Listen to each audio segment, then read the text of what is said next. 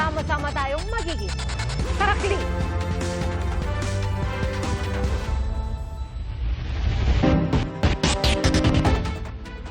Mahigit 2,000 customer ng Meralco ang naapektuhan matapos bumagsak ang isang poste ng kuryente sa Pasig dahil sa sumabit na truck. Ayon po sa Meralco, nahatak ng truck ang mga kable ng telco na nakasabit sa poste. Nabagsakan din ng poste ang ilang sasakyan.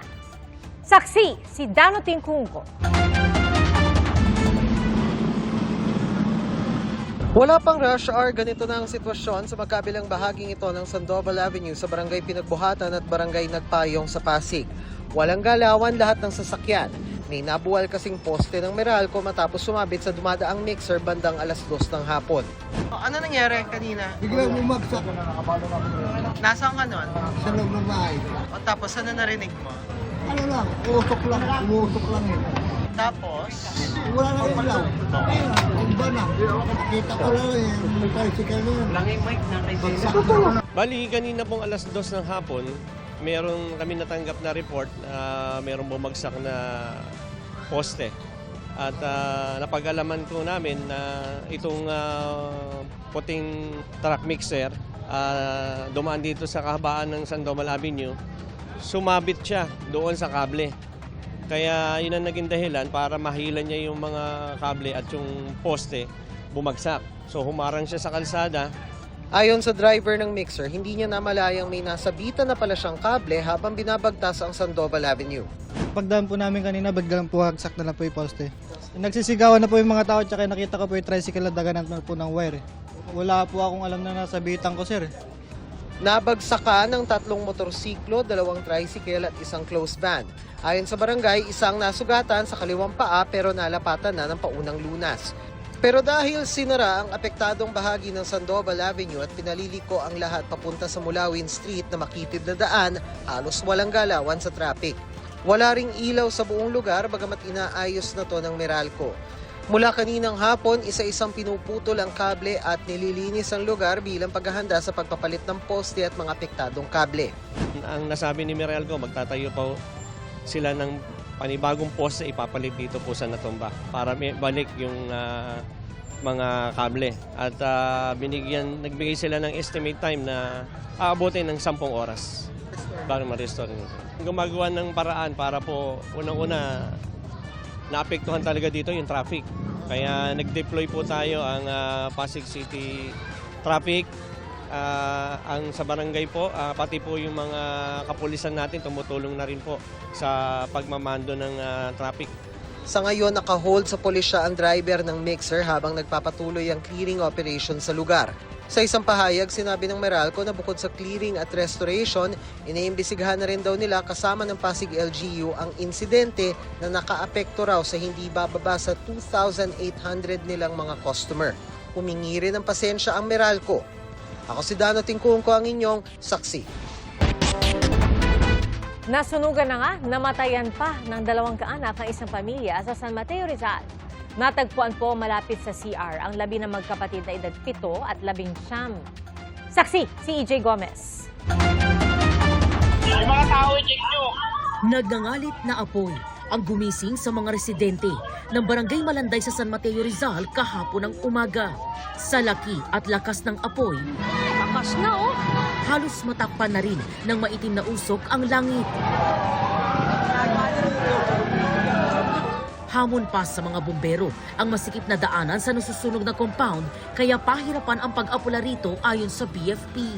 Maliliit po talaga yung eskinita and then tabi-tabi po yung bahay. Pagdating po talaga natin, talagang tupok na po at napakalaki na po ng apoy. Sa tapat po ng compound na nasusunog, doon po tayo pumesto para mag-conduct ng fire suppression activity. Ang mas nakapanlulumo, namatay sa sunog ang magkapatid na babae na edad 7 at 19. Pagbaba ko, bit-bit ko yung 2 kong anak. Hindi ko napansin na wala na sila sa tabi ko. Yung paglabas ko, yung nagsisigaw na ako sa labas na andun yung kapatid ko. Hindi ko na kasunod. Masakit. Kasi 2 buhay na wala. Pero biglaan na lang talaga eh. Hindi na namin alam kung anong gagawin. Ayon sa BFP, natagpuan ng magkapatid malapit sa CR ng kanilang bahay at balot ng mga debris. Hindi ko po tinignan. Kasi pag nakita ko, mababago yung memory ko sa kanila. Sobrang sakit. Wala kasi kami nun. Pasensya na sa kanila. Bilang tatay nila, hindi ko sila naligtas.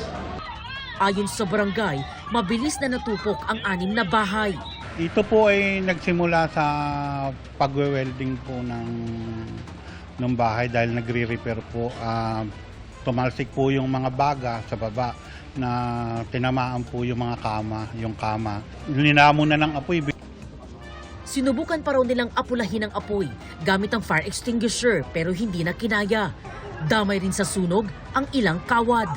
Ayon sa barangay, aabot sa 10 pamilya o mahigit 50 individual ang apektado ng sunog. Dito sila pansamantalang nananatili sa basketball court ng Barangay Malanday. Patuloy ang investigasyon ng BFP sa sunog. Pasado alas 4 ng madaling araw naman kanina nang sumiklab ang sunog sa Barangay Tumana, Marikina City.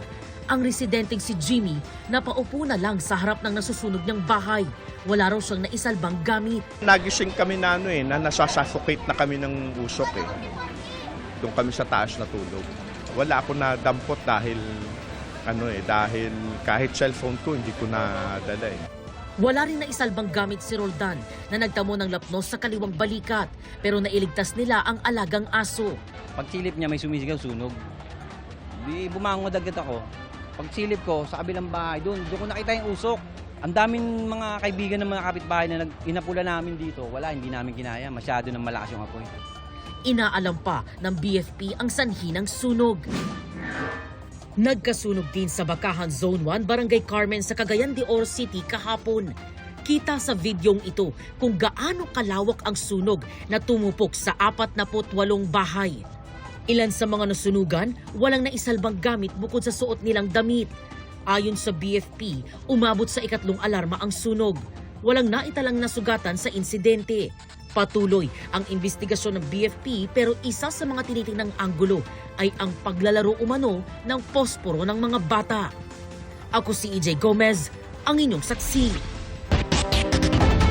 Pinaghahanap ang driver ng TriCab na nanakit ng pasahero at driver ng modern jeep sa Cagayan de Oro City. Nagalit umano ang driver ng TriCab dahil lumipat ang pasahero niya sa modern jeep. Saksi, si Femari Dumabok ng GMA Regional TV. Sa kuha ng CCTV sa loob ng isang modern jeep sa Cagayan de Oro City, kita ang isang lalaki na tila may sinusuntok sa may pintuan ng sasakyan. Ilang sandali pa ay sinipa ng lalaki ang driver ng modern jeep, kaya bigla itong nagpreno. Sinubukan ng isang babaeng pasahero na awatin ang lalaki pero nagpumiglas ito. Nangyari ang insidente nitong gabi ng Linggo. Ayon sa dispatcher ng modern jeep, nagalit umano ang suspect na isang TriCab driver dahil lumipat ang kanyang pasahero sa modern jeep. So ko driving ko ginaog. Gipala ba sa bus? Kaya so ko lagi kay masero kasi pinta pangayo. Amo di size sa baba biya. Minimum ra. Mo to nasuko bababon ng gilakag ang bus. Ayon sa Cagayan de Oro City Police, tukoy na nila ang lalaking nanggulo sa jeep. Ana ni mga previous nga kaso nga iya pong gihawiran o giya na pong nadakpan 2 years ago for kaso nga series of robbery. Posibleng sampahan ng reklamong serious physical injuries ang suspect. Pauwi naman galing trabaho ang 2 babaeng sakay ng motorsiklong ito sa Barangay Bagakay, Dumaguete City. Nang tabihan sila ng isa pang motorsiklo, bigla na lang hinablot ng rider ang bag ng babaeng angkas ng kabilang motor. Bigo ang rider na makuha ang bag. Sinubukan ulit ng suspect na hablutin ang bag. Nauwi ito sa hilahan ng biktima at suspect. Hanggang sa natumba ang motorsiklong sinasakyan ng biktima. Hindi pa tumigil ang suspect at binalikan ang natumbang motorsiklo. Dito na kumaripas ng takbo ang biktima at ang kasamahan niya. Hindi na sila hinabol ng suspect. Dahil sa insidente, nagtalaga ng karagdagang pulis sa lugar. Ako si Femari Dumabok ng GMA Regional TV, ang inyong saksi. Itinanggi ni Acting Executive Secretary Ralph Recto ang paratang ni Congressman Leandro Leviste na sangkot umano siya sa korupsyon sa DPWH. Buwelta po niya si Leviste, ang nag-alok daw sa kanila noon ng 1 bilyong piso para paatrasin sa pagtakbo si Governor Vilma Santos. Saksi, si Rafi Tima. Maanghang ang mga alegasyon ni Batangas 1st District Representative Leandro Leviste laban sa mga kaprobinsya at Acting Executive Secretary na si Ralph Recto, CWS Party List Representative Edwin Cardiola at Batangas Governor Vilma Santos Recto. Alegasyon ni Leviste, inalok siya ni Representative Cardiola na samahan sila ng Executive Secretary Recto para magnegosyo sa DPWH. Sa sistema raw na ginagawa nila noon pa sa Lipa at sa ibang mga bayan. Tukuyin ang mga lugar para sa mga road opening ng DPWH. Sabihan ko daw sila pag meron akong mga nakita para makasama sila sa bilihan ng lupa.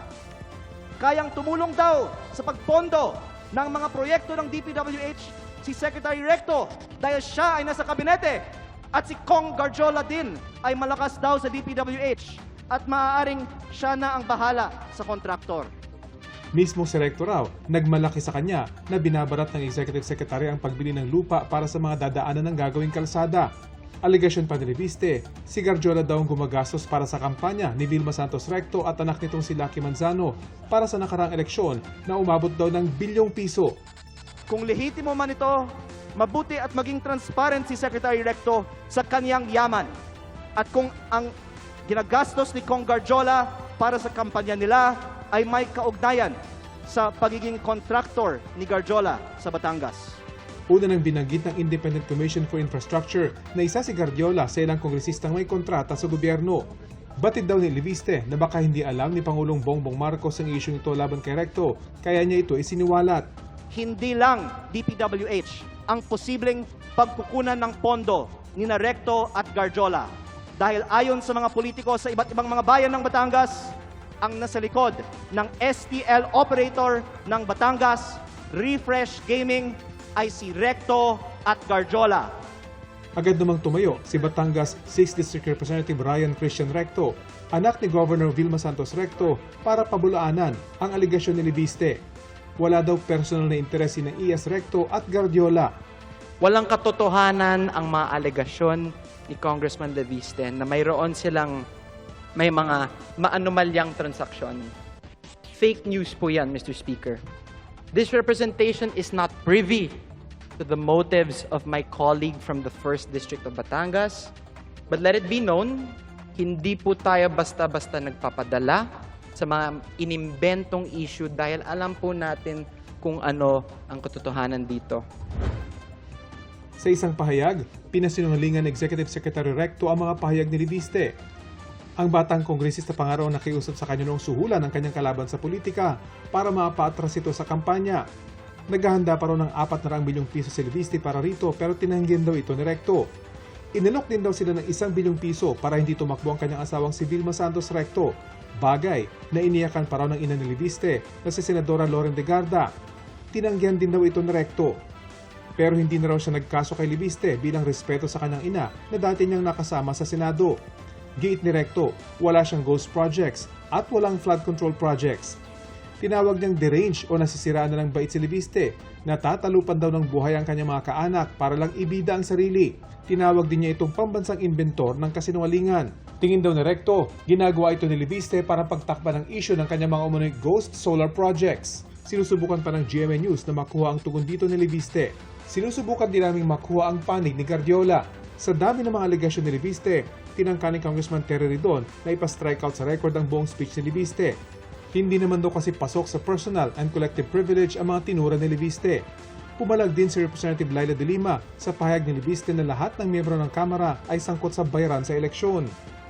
Pinaamyandahan ni Representative Janet Garin ang motion para ipatanggal lamang ang mga bahagi ng talumpati na walang kaakibat na ebidensya. Sa huli, iniurong ni Leviste ang kanyang pahayag tungkol sa talamak na bayaran at sinabing hindi lahat ng kongresista ganito ang kalakaran sa eleksyon. Ako si Rafi Tima ang inyo. Saksi!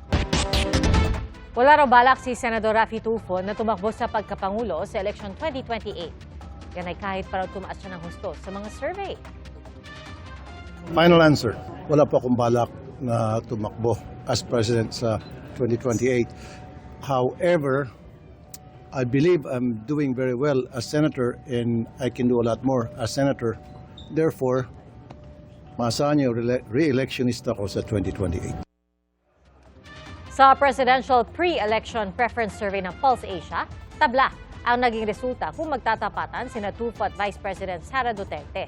Parehong 46% ang kanilang nakuha sa survey. At kung sina Duterte at dating Vice President Leni Robredo ang magtutunggali, 51% ang nakuha ni Duterte habang 43% ang kay Robredo.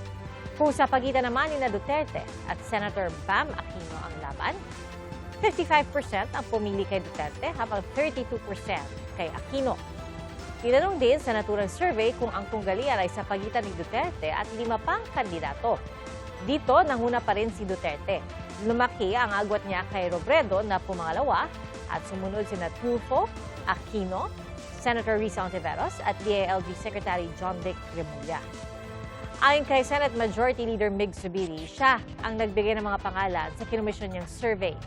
Quarterly raw ito gagawin para makita kung sinong nangunguna at kinukonsidera talaga ng publiko para sa 2028.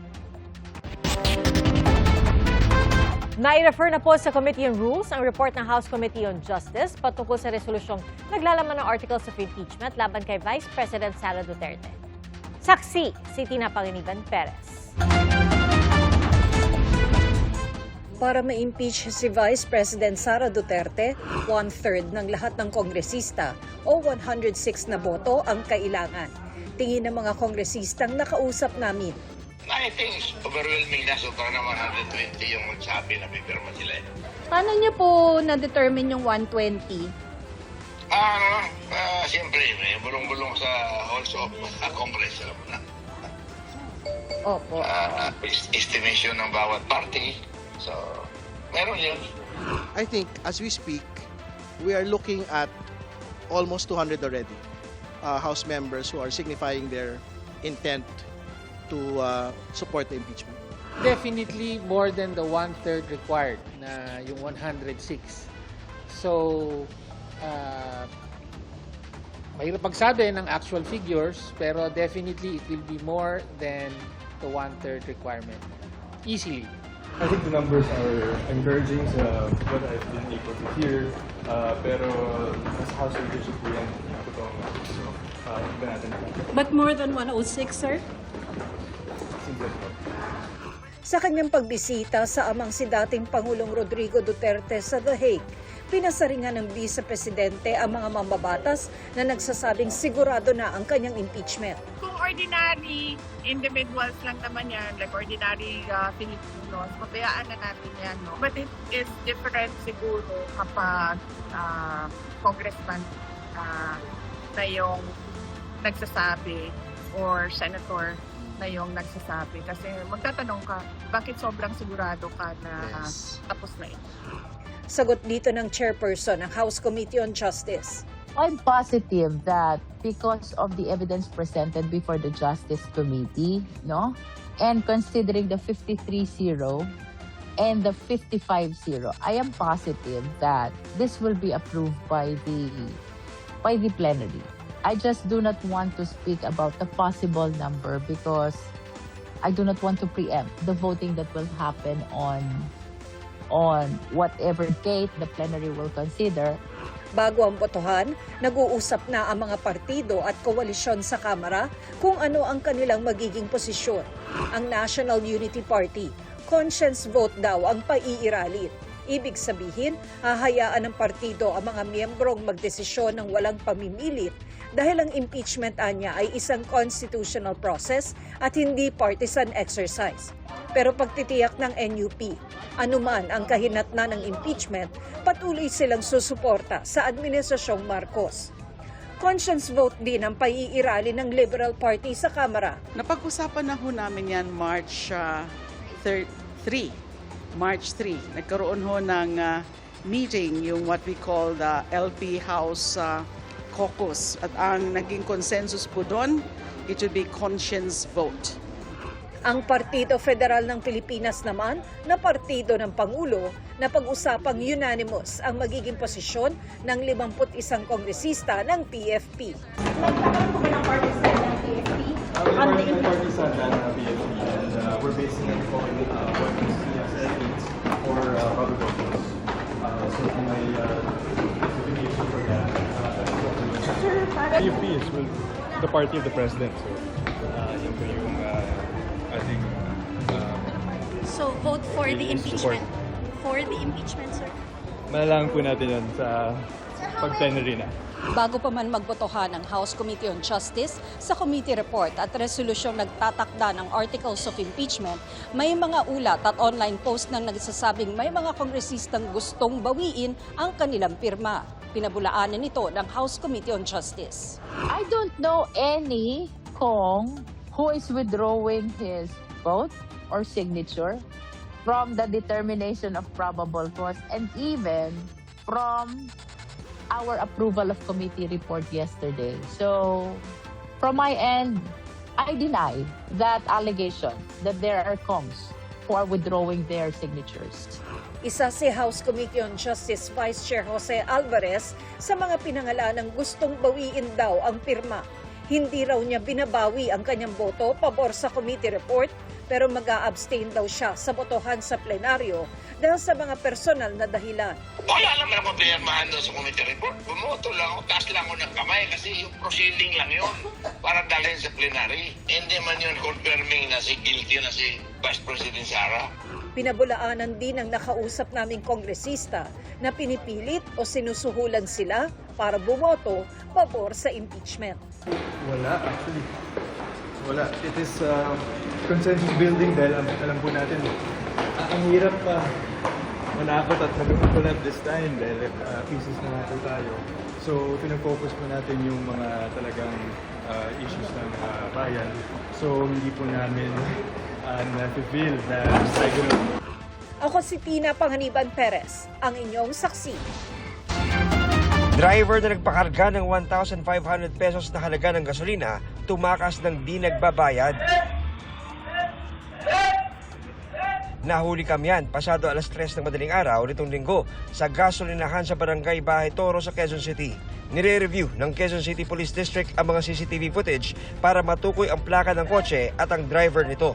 Maharap ang driver sa reklamong theft. Sa buong bansa, 4 ang naitalang gas and run incident mula nang sumipa ang presyo ng petrolyo dahil sa krisis sa Middle East. 3 rito nangyari sa Quezon City. Peking opisina ng LTO sa Malasiki, Pangasinan, sinilaki ng mga operatiba ng NBI Ilocos Regional Office. Pagpasok pa lang sa loob, bumungad na ang mga pinipeking rehistro, peking lisensya at peking forms ng LTO. Bukod sa mga peking dokumento, nakakuha rin ng uncut na counterfeit money sa lugar. Isang suspect ang naaresto sa operasyon. Bilang pong asawa po ng barangay captain, yung nasasakupan niya po ito, sa tingin ko po, may karapatan po kami gumawa ng isang establishment na makakatulong. LTO, Regional Office. Ako po, nanghingi po ako ng ano kaya... Nabigyan na po ba kayo? Ito na process po nila, Ma'am Congressman Rita. Sabi nila magpapapunta po dito. 3 po silang mawisan. Madam, ako po ang Regional Director ng LTO. Good afternoon po, Opo, sir. wala ho Hintay kayo. ko nga po kung Hindi ako ho po pwede. Kasi ang isang district office po, dapat po meron pong bill na ipapasa po si Congressman. Wala po. Ayon sa LTO, malaking perwisyo ang nadudulot ng peking LTO Satellite Office na nag-issue ng mga peking dokumento at counterfeit LTO license. Mga service disconnection sa mga di nakakabayad ng bill sa kuryente, pinasususpinde ng Energy Regulatory Commission. Ayon sa ERC, saklaw nito ang mga residential at non-residential consumers sa buong bansa para sa billing period mula Mayo hanggang Hulyo. Sa gitna yan ng umiiral na State of National Energy Emergency dahil sa epekto ng gyera sa gitnang silangan. Inutusan din ng ERC ang mga distribution utility na magpapatupad ng utay-utay na payment scheme.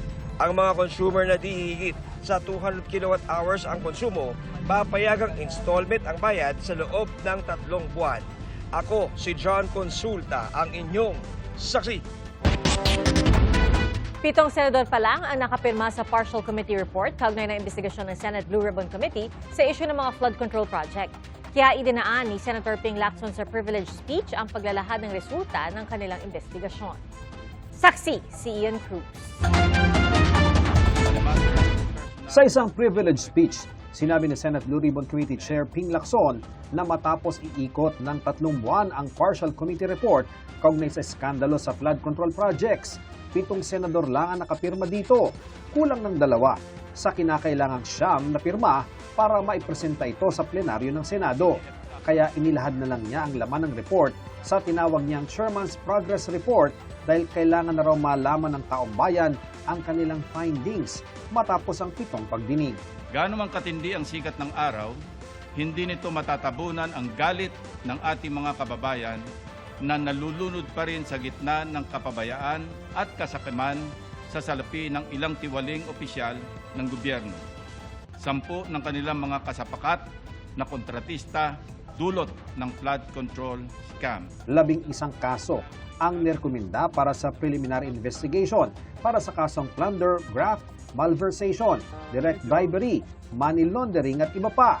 Hindi binanggit ni Lacson ang mga pangalan ng mga sangkot pero naka-flash sa slides ang pangalan ni Senators Chis Escudero, Jingo Estrada at Joel Villanueva, gayon din si dating House Speaker Martin Romualdez. Our recommendations are, by design, recommendatory and conditioned on independent investigation. Kung mali ang aligasyon, the process clears them. Kung totoo, the process convicts.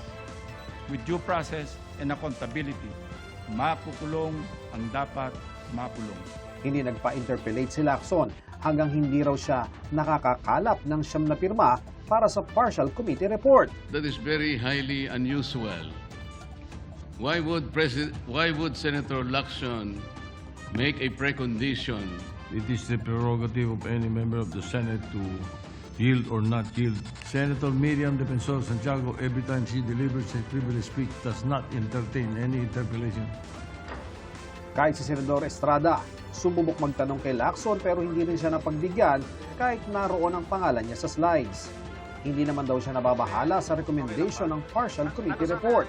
Ano masasabi niyo dun sa recommendation sa Chairman's Progress Report? Well, it's just a recommendation. Hindi naman damage. You're not bothered by it? I'm not bothered by it. Tsaka naglabas na ng statement ang LBRMO na wala akong sinasabi ni Bryce Hernandez nung nag-hearing sa House na Coro ay nag-insert ng 355 million. Kasi sinabi naman dito na wala naman talaga insertion. Kaya talaga kung makapanira lang sila. Hindi rin daw iniinda ni Senador Villanueva ang pagkakasama ng pangalan niya sa inilahad na report ni Lacson. Will never be bothered by anything that is being thrown at me because I know the truth and the truth is on my side. Maaaring yung justice ay delayed but I don't think justice will be denied. Until now, we are submitting ourselves doon sa proseso. Mabigat, mahirap, but I will not allow anyone to put me in a position as their punching bag.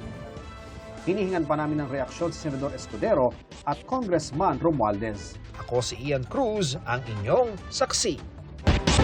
Handa raw ang mga residente sa Pag-asa Island na ipaglaban ang isla na ilang dekada nilang naging tirahan. Noong weekend, nabigyan sila ng mga supply ng pagkain at petrolyo mula sa Atin Ito Coalition. Saksi, si Von Aquino. Ito ang beach dito sa Pag-asa Island. Puti at pino ang buhangin. Malinaw ang tubig at panayad lang ang alon. Swak na swak, lalo na ngayong tag-init. Kaya naman hindi ko na pinalampas ang paglangoy. Nasa 300 ang residente rito. Ang pamilya Kuhampo, 24 years nang nakatira sa isla. Yung unang tira po namin dito, ma'am, sa Pag-asa, hindi po ganito kaunlad, ma'am. Mga ano pa rin, kagubatan pa po dito.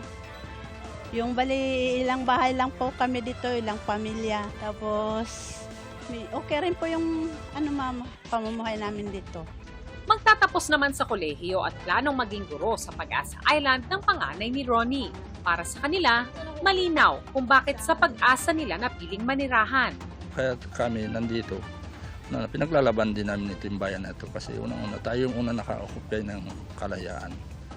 Kaya para sa akin na bilang residente na natagal na dito, talagang hindi namin ito iiwan. Hindi na kami natatakot sa kanila. Sa mga curious po kung ano pong itsura dito sa loob ng Pag-asa Island, ito po ipapakita namin sa inyo. Dahil limitado po yung access ng mga bata sa internet, ito po naglalaro sila sa labas. Ayan, kaway kayo! Meron din ho dito mga sari-sari store.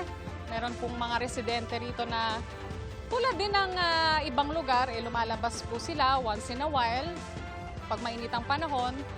At meron din po mga pastime dito tulad ng bilyaran at syempre yung pastime ng mga Pilipino, yung video okay. Para sa mga residente, ayos na sila sa simpleng pamumuhay rito sa isla. Basketball po, paglalaro. Ano ba yung uri ng pamumuhay dito? Okay naman po siya, maganda naman po. Maayos naman po yung pamumuhay namin dito. Mas madali po ang trabaho. Katulad ng mangisda ka lang ng ilang oras. Kadalasan pong bumibili ng mga sariwang isda, mga Air Force po. Ditong weekend, matagumpay na naisagawa ang atin ito fourth civilian mission to the West Philippine Sea dito sa Pag-asa Island. Namahagi ang atin ito koalisyon ng food at fuel supplies sa mga mangingisda at mga residente sa isla. West Philippine Sea! Ako si Von Aquino, ang inyong saksi. Nagkasunog sa main campus ng Polytechnic University of the Philippines o PUP kaninang hapon. Sa isang pahayag, sinabi ng PUP na apektado ang main academic building ng universidad. Agad naman itong naapula. Dahil po sa insidente, kinansela ang mga in-person class sa nasunog na gusali. Walang nasugatan sa insidente at nag-anunsyo rin ng PUP na simula bukas, online class muna ang mga nagkaklase sa East at West Wing. Iniimbestigahan pa ng BFP ang sanhi ng sunog. Bumilis palalo ang inflation o pagmahal ng mga bilihin at serbisyo mula sa 4.1% na inflation rate nitong Marso. Tumaas po ito sa 7.2% ngayong Abril, pinakamataas sa loob ng 3 taon. Ayon sa Philippine Statistics Authority, pangunahing dahilan ng pagtaas ng antas ng inflation ay ang mas mabilis na pagtaas ng presyo ng pagkain. Dumagdag pa ang mas mabilis din pagmahal ng gastos sa transportasyon tulad ng diesel na mahigit doble ang taas presyo. Nagmahal din ang gastos sa bahay tulad ng renta, tubig at kuryente.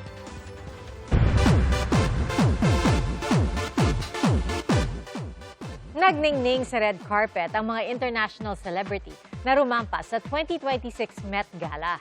Ang mga miyembro ng Blackpink muling nakitang magkakasama sa pagtitipon. Ating saksihan. Fashion is art. Nagningning ang red carpet sa pagrampa ng mga international celebrity sa 2026 Met Gala sa New York. Futuristic ang dating ni Katy Perry na rumampa sa red carpet ng naka-silver mask. First time dumalo ulit ni Katy matapos ang 4 na taon. Agaw pansin din si Queen Bee Beyonce na matapos ang 10 taon ay nagbabalik din sa Met Gala bilang isa sa mga co-chair nito. Kasama niya ang asawang si Jay-Z at anak na si Blue Ivy. Inabangan din ng lahat ang pagdating ni Rihanna na kapansin-pansin ng bejeweled look. All black naman ang outfit ni Madonna na giant shape ang disenyo ng headpiece at may entourage pa para hawakan ang kanyang belo. Pastel perfection naman si Blake Lively na rumampa muli sa Met Gala matapos ang 4 na taon. Kapansin-pansin ang lace bolero sleeves ni American rapper Cardi B, pati ang mala-estatwang look ni Heidi Klum. Elegant and in-style naman si Anne Hathaway. Reunited din ang Blackpink girls na sina Lisa, Jennie, Rosé at Jisoo na nakisaya sa selfie kasama ang iba pang celebrity. Ako si Athena Imperial, ang inyong saksi! Salamat po sa inyong pagsaksi. Ako po si Pia Arcangel. Ito ang GMA News. Walang kinikilingan, walang pinoprotektahan. Noon at ngayon, serbisyong totoo. Hanggang bukas, sama-sama po tayong magiging saksi!